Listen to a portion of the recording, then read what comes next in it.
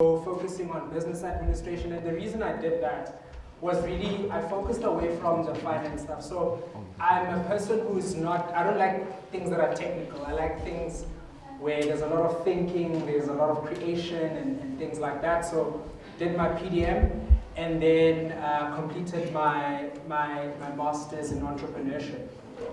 So that's just a bit of my education background. But the seed of entrepreneurship really started from my grandfather. So, and I share this story because I think it's important to understand the context and the why of things, and I'll go through it in the presentation in detail. But my grandfather, one thing he wanted from his children was that, okay guys, you can get educated, because he was not educated, and getting them educated, push them through, and he said, you know what guys, in as much as you get educated, I still want you to also start your own business. So for him, he worked as a security guard. I think my dad tells me that he died earning 50 Rand in 1987. So he started earning about £2 or 2 Rand at that time in the 50s. And all he ever wanted was that at the ultimate end, you guys become entrepreneurs. So that's where the seed started for me to become, to journey on becoming an entrepreneur. But at the moment, I work as a strategy consultant. So we take a lot of money from these big companies. So we are always implicated, I'm joking. But I work as a strategy consultant, so my work is centered around helping businesses perform better, providing them with strategies to perform better in the market. So it's not about taking money, so it's just about helping them perform better. So that's where my career is. I've worked on clients in banking, in retail, in investments, and in property.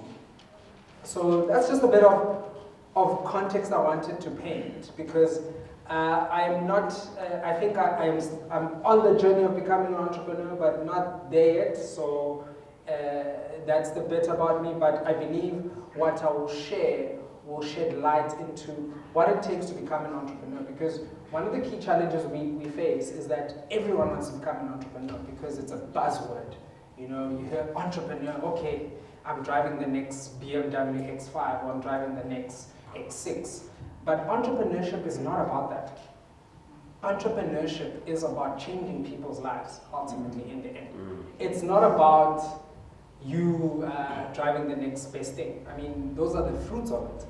But the root of it is about changing people's lives.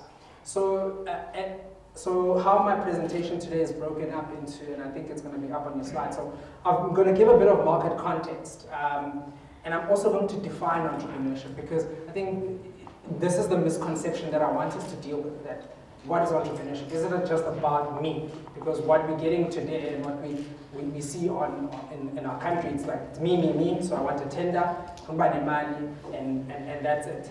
The next thing I'm going to go through is just some case studies as we cap off. Entrepreneurs that really have stood out for me, people who have done great things with the little that they had and built amazing businesses that are still standing today. So I'm going to go through that, and then it's going to be some questions. So when I speak about market context and purpose, so we speak about market context, and we had this chat with Pastor Mposhamani at the back to say, what do we mean when we talk about South Africa at the moment? And South Africa is going through a very tough situation. So if you see the numbers on the screen, we've barely been growing as a country. One economics lecturer said once that, you know, it's literally, we haven't done anything as a country. It's a 70, but we haven't done anything over the past couple of years. And you look at the correlating unemployment figures, and that correlates to a point where people don't have jobs because there are no businesses. We are a country that is based on consumption. We must be honest about that. We're a country that's based on consumption, where there is no manufacturing base.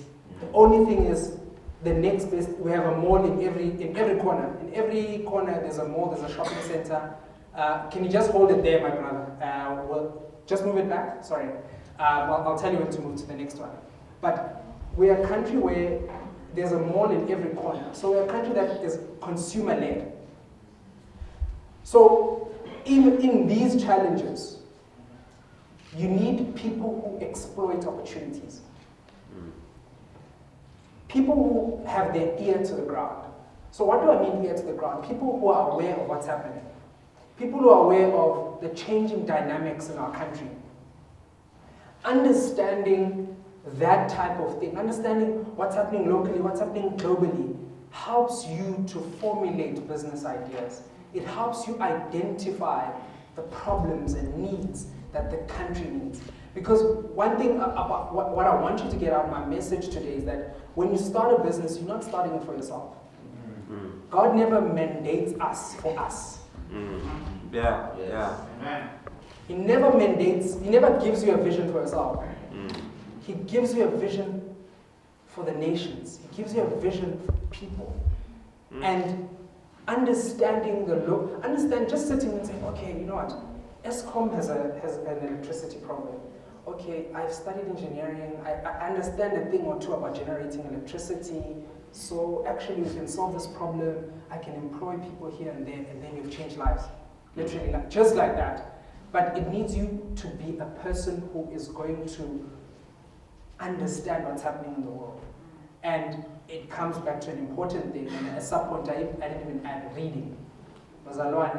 It's important to read, it's important to understand global dynamics, political dynamics, not just to say that, no, I'm praying, good, you're praying, that's important. But what's important is to understand what's happening in the world around you. Because the reason we sit with the challenges we sit with is that some of us have abdicated our responsibility of taking this country forward. So the next thing is then, I had a conversation this week with a friend of mine who's in the States. And I asked him, okay, so you've lived in South Africa in an era where we've experienced little to no growth. You're in a country that's experiencing about 2% growth. What's the difference? How do they view us? And the sad reality is that the world is not viewing us in a good light, because we have these challenges. We have challenges where there's no growth, and I don't expect our growth to miraculously increase to about 5% in the next couple of years. And this low growth is contributing to low joblessness. So we sit with an unemployment rate of 32.5%, the highest it's been since the global financial crisis in 2008. So some of us were in grade 8, Sabanye in the Sase primary, you know? So you look at that, you see this confluence of issues. We have load shedding that's impacting productivity. So then you have the political instability that I mentioned. Then you have technological changes being introduced by the fourth industrial revolution. But, you know, I mention these challenges not to scare you, but I want to mention these challenges so that you gain an understanding that in the midst of challenges, there's always opportunity. Yes. Right? So in the midst of the darkest of places, there's always light. There's something that Winston Churchill said. He said, don't waste a good crisis. So, and a friend of mine was saying this, my mentor was saying this to me last year. He said, no, people are actually making money out of COVID. Like, Tina, we are complaining. People are like, yo, this is the best year that's been. I'm making more money than I've made before. My company is blooming. And that's because they're not wasting a good crisis. So be that person who's able to see the corner. Something that Jack Welch said once. He said, be able to see the corner, be able to see where the next opportunity is. Because when you're a person who's able to see opportunity and exploit it, you'll grow like nobody. So, crucial that I start the talk like this, and then I think they'll move the slides to the next. Crucial to talk about the why. So I've given you context of what's happening in the market, and the challenges, and the ultimate thing there is not to waste a good crisis and go for it and run. But before I can speak about you becoming an entrepreneur, I believe it is crucial to be clear on your why. I think that is the fundamental, the most important thing. So this concept of the golden circle, some call it the golden ratio, is why, how, and what.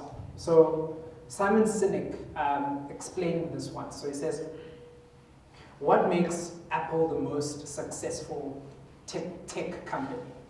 He says, okay, you know what? They don't start planning for something from a what perspective and from a how perspective. They start from a why perspective. And what is a why perspective? I believe a why perspective is your purpose. I believe your why perspective is what gets you up in the morning. I believe your why perspective is what God has deposited in you to fulfill here on earth. So when you're clear on why you're doing something, it becomes easy to tackle the how and to tackle the what. Now the problem with not understanding the why perspective is that let's make an example of the pandemic, right? Let's say you're in business and the pandemic hits and you are focused just on what? So whatever, I'm selling a product and that's it. The fact that COVID hit and your business is pushed out, you're out. You're literally out of the market or you're out of a job. But if you understand your why, you're able to pivot and to do something differently. You're able to take and say, okay, fine, this has hit me, right? But actually there's opened this opportunity. So operating from a why perspective, for me, helps you define who you are. It helps you define your ideas. And it helps you define whether or not you should be an entrepreneur. There's a debate that a number of my friends like to have.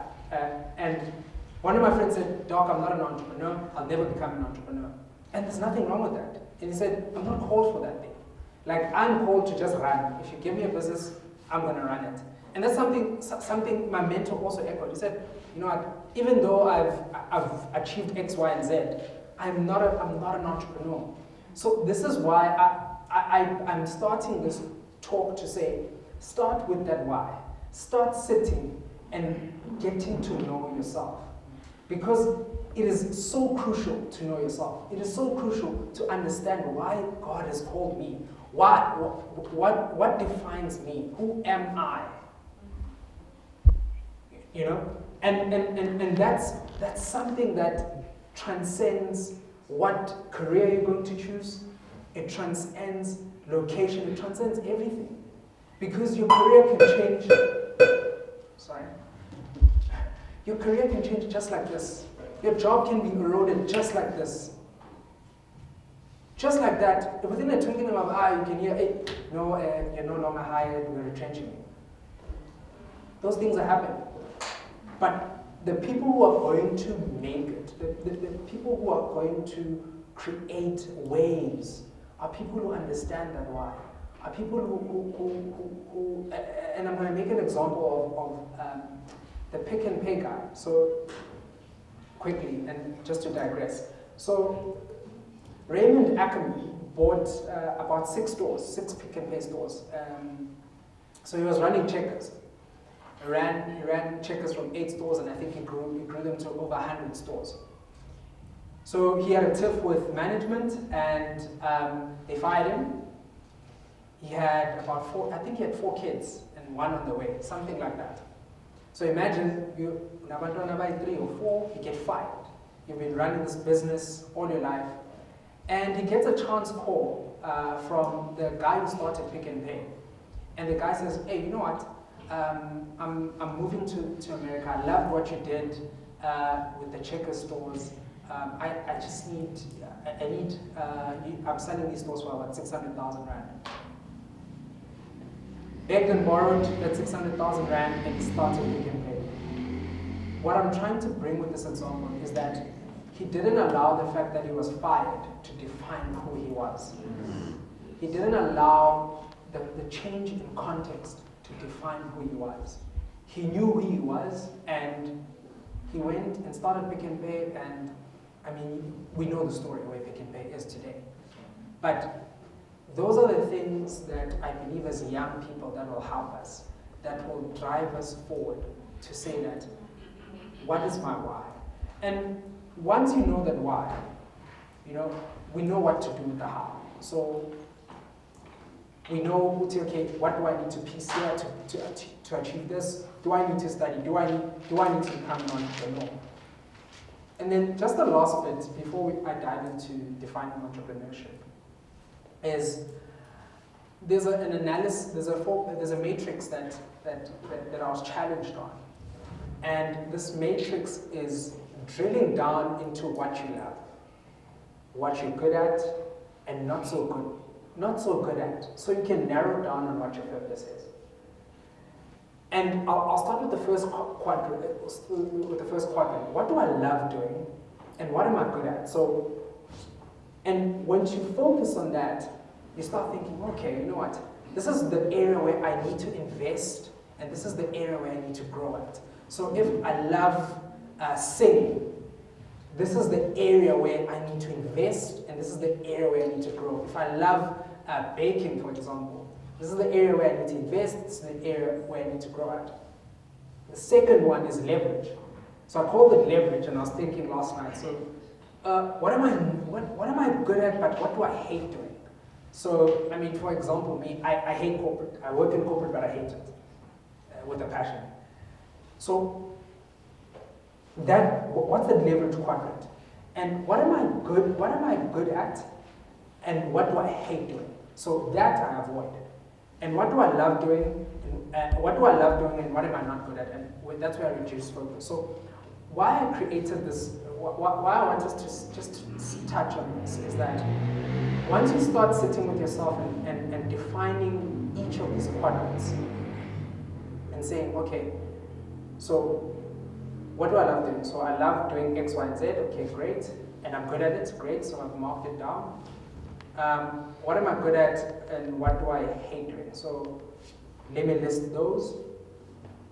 Let me list the avoids, and let me list the reduce. What this does, it channels your thinking. It disciplines you to say, okay, what am I going to avoid completely? What's not in my mandate? So for some of the guys where it's like, okay, my mandate is not business at all. I hate it. Great. So God, let me focus on what you've called me for. The leverage part is where I want to just speak on, because it's a confusing one a bit when I was preparing for it. And there are some things that you're going to hate doing, but you need them. You're good at them, but you hate them. So I'll make an example with me. That, as I said, I hate corporate.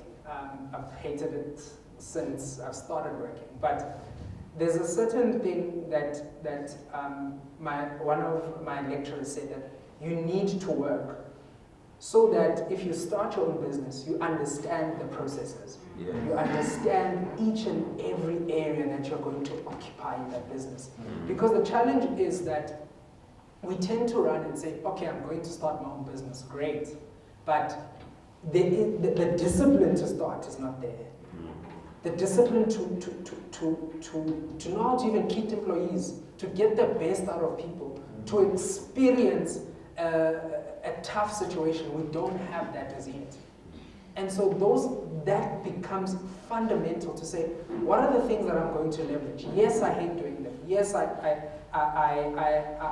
good at this, but I don't really like it. How do I leverage that? How do I use that to my advantage? Because that is where you start even creating relationships. I'm jumping ahead with my presentation before I just get into entrepreneurship. But it gives you all these small experiences. Those are the things that build you to defining what you want to be defining if I am an entrepreneur. So are there still people who still want to be entrepreneurs? I hope I haven't scared anyone away from being an entrepreneur. But what I wanted to do really today was just to paint that picture, because I think we never speak honestly about entrepreneurship. We never have an honest conversation about what it takes to be an entrepreneur, what the sacrifices that you have to make, And lastly, the other stuff that you need, and I call these the leverage components, so that you can say invest in growing an enterprise. But more than that, I also don't want you guys to use this matrix or the why, the golden circle as, okay, this is for entrepreneurship. I want you to use it for even your life's purpose as well. To define those things, to sit and it's a tough exercise. It's a tough exercise because you sit and you're like, okay, and I love this. It's not lying to yourself. Because you can say to Pastor Nkosi, no, I love working, Pastor Nkosi, I'm enjoying where I'm working and things like that. But honestly, you don't enjoy that work. So it's going to give you that chance. Even now, as you define your career, as you start studying, I would recommend sit and do this exercise, because you become clear about what is it that I want to do and what is it that I don't want to do. Do I choose the path of an entrepreneur, or don't I choose the path of an entrepreneur? So defining entrepreneurship. So the word entrepreneurship comes from a French word, so which means to take on or to venture on. And so one of the scholars, I loved this quote, Peter Schumpeter. So he described entrepreneurship as someone who innovates, who develops, who combines to create economic value. So someone who innovates.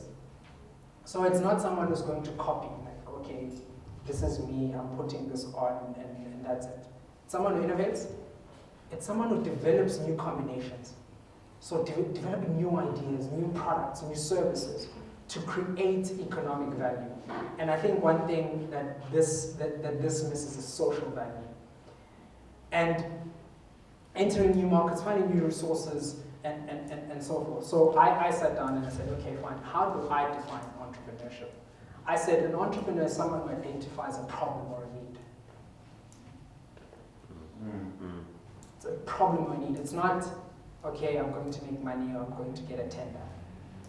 Because that's one thing we must be very clear on, that it's not tender, it's not going to apply for a tender and bribing someone at the municipality and then paying, you know they work as a value chain, so you pay someone at the municipality and then you have to pay the person who's going to pay you for the work.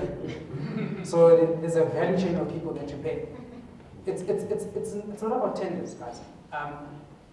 Yes, tenders are there, but it's not. It's funny how these tenderpreneurs, as I digress, work. It's like they'll get a tender for 2 million, and then within no time it's gone. Then they live a yo-yo life. Entrepreneurship is not identifying a need in society. So this is where it comes back to that. It links up to the point I was mentioning earlier. That what problems are you identifying in society? What needs are you seeing in the community? Once you've identified a problem, it's good to identify a problem, right? But the second thing you need to do is undertake the risk of solving that problem. So it's one part identifying, it's another part taking the risk of saying, okay, I think I'm going to build this. I think I'm going to take this path and invest in building a business. And by developing innovative solutions that create economic and social value. And this is important to me and something that I really want us to drive, that one of the challenges with entrepreneurship in South Africa and globally is that a lot of people have built great businesses, but they've taken so much from those areas they operate in that they never give back. And if you're going to build a business, if you're in business, please remember that there are people that you need to pull up as well. There are communities that can benefit from your fruit. I'm not saying just give money to those communities, but there's something that you can do that can bring upliftment to the community. Don't just be a person who takes without giving back. Because I then believe that you're not an entrepreneur, then you're an exploiter. Yeah. Because now you're just taking, you're not giving back, you're just taking everything for yourself. Yes, profit is important. You can't run a sustainable business without profit, but you need to make sure that in whatever God has given you, in whatever business that you start or venture on or think of in future, think about the community that you're operating in. Think about the people that you're impacting, so that tomorrow that same community can build your business. Because at the end, you are going to pass. Some of the businesses that have been built, your Pick and Pays, your ShopRites, I mean, they're built over so many years. And the owners, I mean, by God's grace, they're still alive. So, I mean, Raymond is still alive, Christo and Whitey are still alive. But they've built a business that transcends generations. And that's the businesses that we need to build as young people. Especially, and I'm going to say this candidly, especially us as black people. Because we need to get to a point where we start building this country. Consumption is not going to move us forward. We need to build industries, we need to build businesses that are going to surpass even our children and their children's children. And white people have done that. White people did that. When they took this country in 1948, the Afrikaners, they set themselves up. And they are setting themselves up still today. So let's try to keep that in mind. And it brings me to this point of saying there's mainly 4 types of entrepreneurs. So there's solo entrepreneurs who say, okay, I'm going to go out and I'm going to venture this on my own. So zenzela mina, everything. Okay, there's those guys. And then there's social entrepreneurs. And these are guys who have identified a community problem and said, you know, actually, I'm not an NGO, so I'm not going to go and apply for funding and try and yes, I can, but I'm not going to be an NGO or a non-profit. But I want to be profitable and still make community impact. So there's some businesses where I remember there was a ladies, they started a venture for sanitary pads for communities that didn't have sanitary pads. They built a factory and they were employing the local community. So they're profiting, they're making profit, but they're creating social value. They're uplifting and they're removing unemployment. I want to touch on technopreneurs. So technopreneurs are people who apply a technological-based mindset to entrepreneurship. So apply technology-based solutions and that's it. But the ones that I want to speak to are these ones, the corporate entrepreneurs. So maybe you're thinking, okay, in a doc, I'm not an entrepreneur. You know, I'm not this person. There are people who, entrepreneurial theory, there are people who start businesses within organizations, or create new processes, or create new business units within an organization.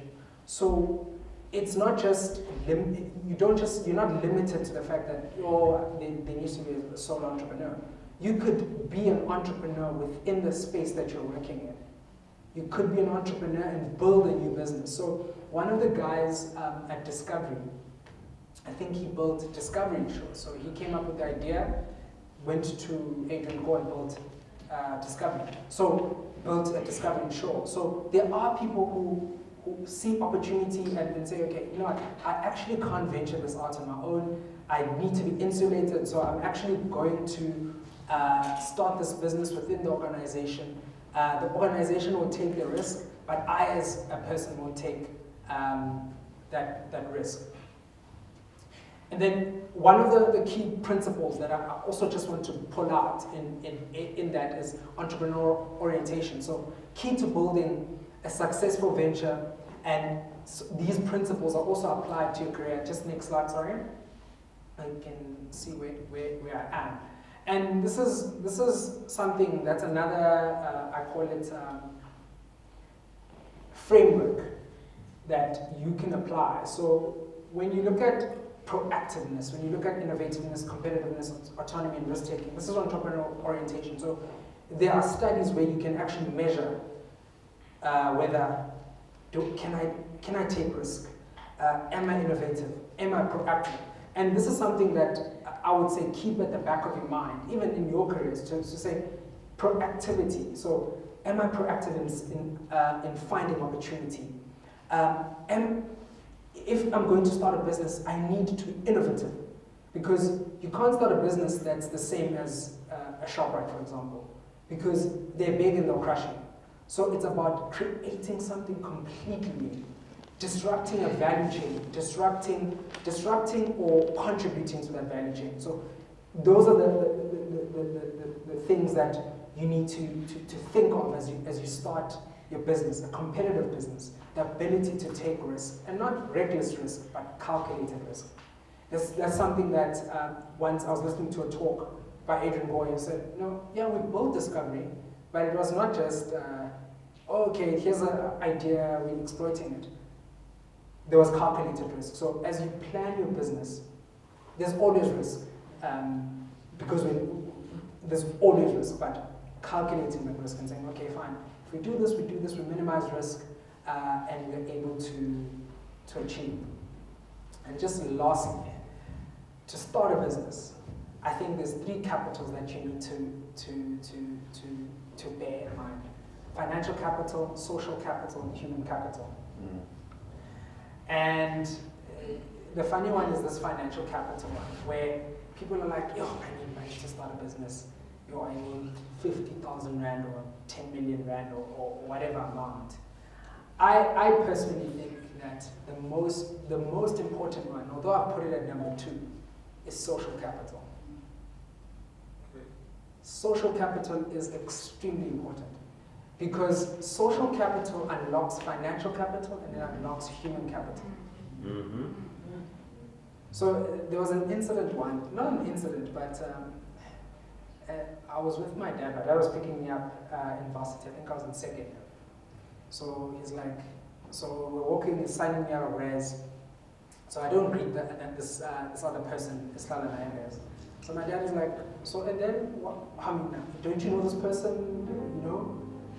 And it became a thing of, no. Now it became a lesson in the car. No, you must make sure people know you. You must make sure you create relationships. So that has been literally how he's wired me. And I'm seeing the benefit today. That you need social capital. You need to network with people. You need to create relationships with people. Because that is where you hear things. That is where you hear, this is where an opportunity is. This is where the world is moving to. If you don't create relationships, you'll struggle to create financial capital. You'll struggle to attract talent to your venture because you're not creating relationships. Financial capital, so important to secure assets, liabilities, equity. And then the last one, human capital. So I've put this at the bottom. There's a quote that says, to start a business, you need family, friends, and fools. So I'm saying that to secure capital, family first, friends, and fools who can support your venture. But most importantly, invest in social capital. So if you know that you're an introvert, use the power of your introversion. Use the power of what God has given you to create relationships. So I'm an introvert. So typically they would classify that I need to be in my own corner. No. But I've learned over the years to use what I call some of the insights I have to create relationships. So I'm not going to be the person who's the most bubbliest in the room, but I'm going to be the person who's going to create 1 or 2 conversations, and that's enough for me. And that creates relationships, because then people are able to refer to you. People are then saying, oh, you know what? I know a guy who can do this. That is how businesses are built. I'll make an example of how Bidvest was built. So we all know Bidvest, right? So Brian Joffe and Stephen Kosef, I believe at the time he gave him 2 million. Go and start. That's a relationship. That is not going and writing a bank application and saying, oh, okay, tell me how much you earn, tell me this. It was a relationship. It was a relationship that started the business. I'm seeing it even today in the space that I'm working in. It is just relationships. The other stuff is formalities. The other stuff is formalities. The fact that, if I can say, I actually know President Cyril Ramaphosa, I can introduce you. It changes your whole life because you created that relationship. So that's one of the important capitals I say invest in. Invest in creating relationships because you don't know what door the next person can open for you. Yeah. And lastly, on the networking bit, because I feel like networking gets, it's like people say, no, network. Network is about giving, less about taking. Networking is about giving. If you can give and say, okay, no, I can hook you up with this person. It's not about you hoarding. It's not about you getting to know me for something. Get to know me for me and give. It's a very funny process, but the most successful relationships, or the relationships that have sustained me over time, have been the relationships where I've given to the person and say, oh, you know what, actually, I can do this. There's a friend of mine, and just to wrap this point down, where I needed money. I needed money for a program that I needed to register for. So I didn't have the money. I met this friend of mine as a student. He was helping me with, I failed the test, funny enough. So I failed the test, he's helping me, and the 1 year, done with varsity, we're working now, the 1 year he had to go to Ireland. So he didn't have a place for his car. I said, you know what, we have space at home. I can speak to my dad. I'll store your car, it's fine. Yes, 2020 says, no, actually, the money for the program you need. No, it's this year, I'll give it to you. Straight. And I said, I was still thinking, okay, who I need to speak to a bank, or who do I speak to? Because I can't ask that money from my parents. I said, no, I'll cover it. That's the power of relationship. We've kept that friendship for years, and we've been giving each other over the years. And that's what I'm talking about, that when you give, you just open yourself to an opportunity. Giving to people, not just money. And I think I want to stress this point. It's not just about money, but it's about giving to people. And then once you give, you unlock human capital. So you attract people to come and support your venture. And this is one crucial point I've seen, is that when you have a business idea, before I forget it, you incubate the idea yourself. So you say, okay, yeah, this is what I'm going to do. But in incubating the idea, ask God to show you the people who need to work with you. Ask God to show you the people who you need to work with. Because that is going to be so crucial. Who are the business partners? Because to build a business, you need people. It's a community effort. To build an enterprise is a community effort. So ask God, who do I need to partner with? Okay, no, partner with this person because they're going to bring this skill, this particular skill. Partner with this person because they're going to unlock this. Avoid this person because they're not going to work, or they're just in it for the money. Once you do, and those very people will stretch your idea to a place that you didn't even think of. They'll bring ideas that you're like, no, actually, I was thinking small. They'll explode the idea because you've got people that God has assigned to help you execute on the mandate. So be open to that. I think one of the things, don't be afraid to share ideas. Be careful you share them, but don't be afraid to share ideas. So that someone can say, actually, let me hook you up with someone to help you to do this. And yeah, that's where I want us to really think on. And there's some case studies that I pulled together, and I'll sharing some of them as we go. So I've shared the Pick and Pay case study, shared the Discovery case study. I haven't shared the ShopRite study. So ShopRite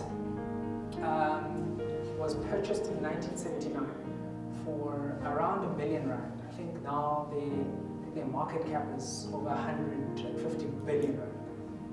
Scary numbers. But I was listening to the chairman of ShopRite speaking. He said, they started Pepco, so Pep. So they started Pep with his, I think his cousin. So started PEP with his cousin. They grew PEP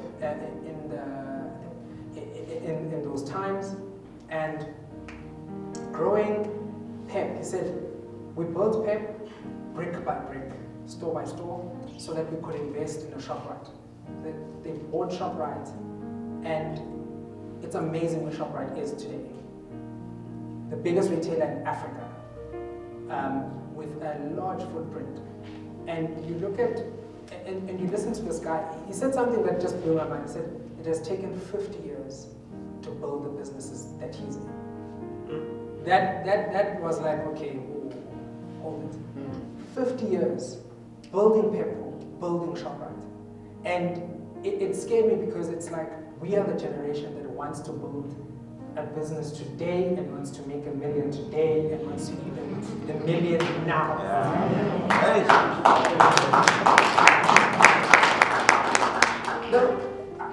I don't know, I was when I was at the couch listening to this thing, I'm like, what? It's a revelation, you know, because it takes time to build great things. It takes time to build a great career, to build a great business. It takes time and it takes investment. And then, and the later an inspiration. I think if you ever get the chance to listen to some of the videos, there's a video on YouTube where he was presenting at Regini's on how he started. So he's from Limpopo, he got moved to, so I think his aunt took him so that he doesn't get stuck in the farm system.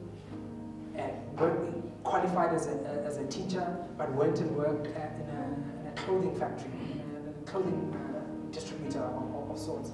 So the owner of that time, the managing director of that time said, you know what, I see you're hardworking, because he was delivering value to the business. I said, you know what, there are some offcuts that you can take, you know, so that you can sell in the community.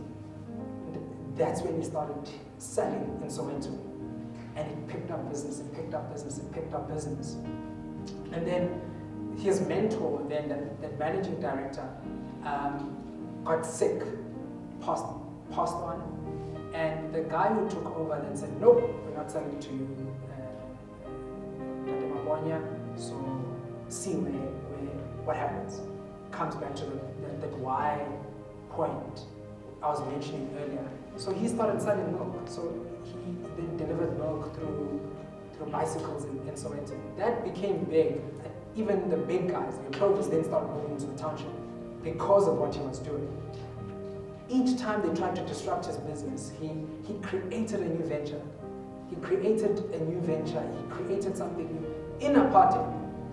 Worst of all, I mean, he had it worse because black people were not allowed to own much in those days, but he was able to create value and able to build business. So whenever you walk into a Maponya mall one day, I think just take in that moment of saying that there's a person who built it against all odds. Everything stacked against him. No way you could succeed with that apartheid government. He built it. And when he built the Maponya mall, he said it took him years to get that piece of land in Soweto. Even in the new dispensation, just to get that land, it took time, and he built it.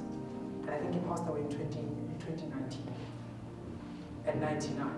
Lived a life full of purpose and impacting people. Another one I want to speak about is, no, I'm not done. Professor Morris Kade. So he was an SVP at SASI. And one of the most inspirational leaders I've ever come across in my life. I got a chance so I've had 2 occasions where I've met him.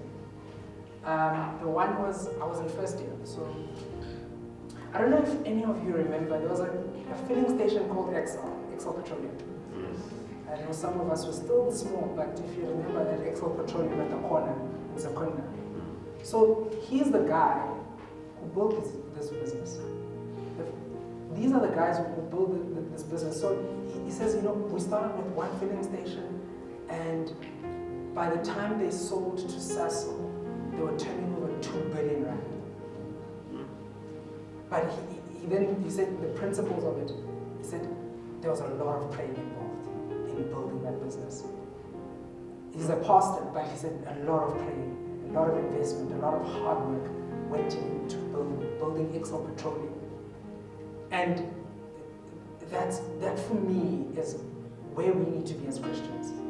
So I've made the circular examples of these other guys, of your ShopRites, your Pick n Pays, your Discoveries. But as a Christian, it was so refreshing to see someone who says, I don't take corruption, I keep my nose clean, and I know how to build a business that transcends time, that's creating value today. I mean, for Sasol, because that's when Sasol bought those filling stations, they turned them around into Sasol Delight. So a black South African built that. And that's something we need to be proud of. And lastly, I'm not a fashionista, as you can see. So I'm not there. But this is one of the new ventures built in the country at the moment, doing so well. I just forgot my guy's surname, but I think it's Theo. Built Batu. He worked as a consultant in PwC. Started this, I think, at the back of his room, and Batu is one of the biggest brands in the country at the moment. So it's possible. It's possible to build great business. It's possible to start a business. It's possible, even if you're not called into business, to have a great career, to have impact, to bloom where you're planted. And the last bit that I say to myself, and I'm saying to you, is that we have a responsibility to carry the baton and build excellent businesses, excellent careers, not only for our generations, but for generations to come. I believe that will make us successful. I believe we will live a life fulfilled, a life poured out, and a life that, when you look at what's happening today, we are eating the seeds of tomorrow. We need to plant the seeds of tomorrow. We cannot be the consumers. We need to be the ones planting so our children can eat. So that is my talk today. Thank you so much.